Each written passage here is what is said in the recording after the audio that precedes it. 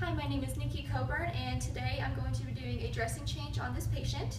So to start out, I'm going to go ahead and compare the MAR to the physician's order, make sure there are no discrepancies, and then I will go ahead and gather all of my supplies to do the dressing change.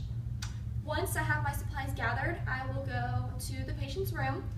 I will go ahead and knock, identify myself. So, hi, my name is Nikki Coburn. I will be your nurse for today doing your dressing change. Is that okay? If it is, then I'll go ahead and identify the patient by two means. I will identify them by asking them their full name, their birthday, and comparing that to their wristband.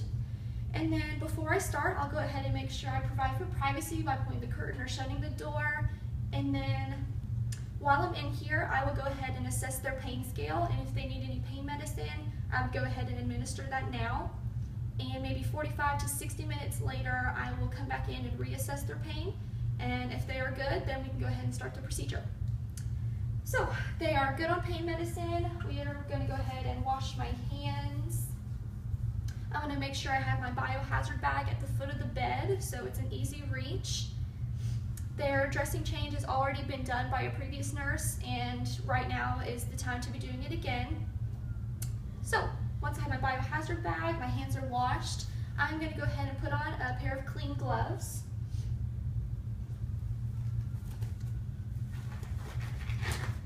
Once I have my clean gloves on, I will go ahead and take out the old dressing.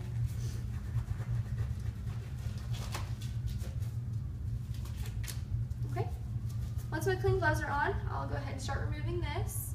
I'm going to try to do it in one pull out.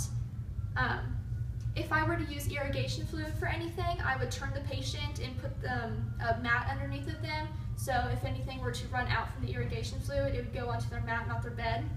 But in this case, it came off easily. We didn't need to irrigate anything. So when I'm assessing the drainage, I'm going to be assessing the color, odor, consistency, appearance, and amount. And I will document that later so I can throw this away with my gloves. I can assess that or throw that away in my biohazard bag. Okay, now that the wound is open, I'm assessing the skin around it, the inner tissue. I am checking for any tunneling or undermining, which there is none. So once they are removed of the old dressings, we can go ahead and start cleaning them. But first, I'll go ahead and set up my sterile field. So I'm going to go ahead and wash my hands before I touch anything. For the placemat of the sterile dressing, I would just want to touch the outer 1-inch perimeter and place it on my table. Once that is set down, I will go ahead and put my gauze pads in the center. I'll just open them away from me and just kind of dump them into the center of the sterile field. I will dispose of that. I will do that for the other 3 gauze pads, so that they will be an easy reach for the rest of the procedure. Make sure I don't touch the inside. I will just open it carefully.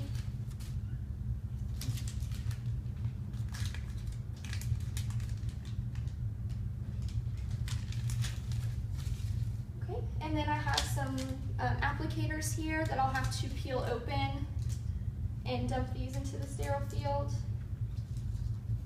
Make sure I don't touch anything in the sterile field. Then I'll go ahead and pull off my gauze pads. Dispose of that. Then I'll go ahead and put my ABD pad and open it. And I'll dump that into the center.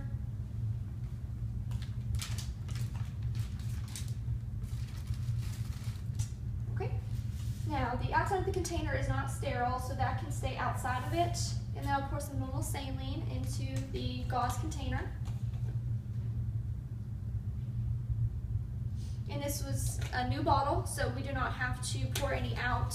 I've had to note the date and time of when it was opened.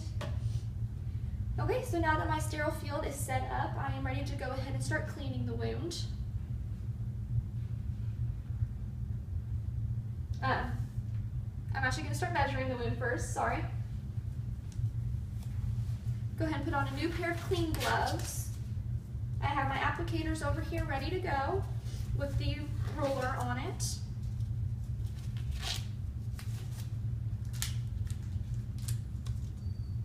opened a new applicator. And I have my ruler ready. I'm just going to measure the length, width, and depth, and I'll make a note of it when I'm finished with the procedure. So this one is about 12 centimeters in length. The width is about 3 centimeters. I like to throw this one away and use a new one for the depth.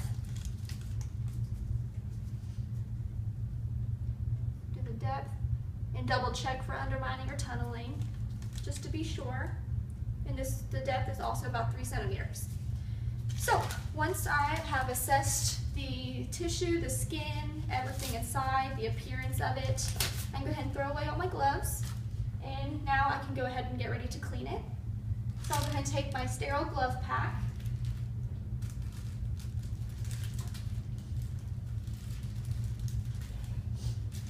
Okay, I'll go ahead and wash my hands really fast.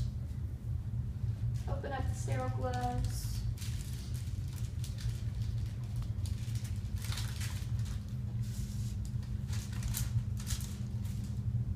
Okay, for this one, I'm going to take my non-dominant hand, and I'm just going to hold the outer